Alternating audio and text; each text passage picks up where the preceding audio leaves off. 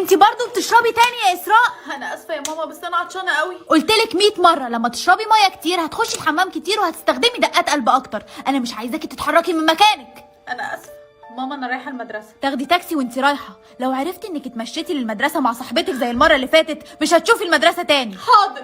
حافظي على دقات قلبك يا اسراء. النهارده يوم رياضي، الولاد هيلعبوا كوره والبنات هيلعبوا باسكت. يلا يا اسراء نلعب، انت بتحبي الباسكت قوي.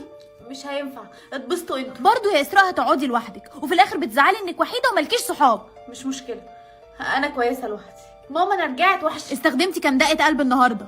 10,000. 10,000 ده كتير جدا عليكي. والله يا ماما انا فضلت قاعده في مكاني طول اليوم، بس الميس طلبت مني اجيب لها حاجه من الاوضه التانيه فجبتها لها. عارفه لو اتكررت مش هتشوفي المدرسه تاني. طب هي اختي روان عامله ايه؟ تعبانه حبيبه امها ومحتاجه دقات قلب من اختها الانانيه. حاضر يا ماما، اديلها كام دقه؟ اديلها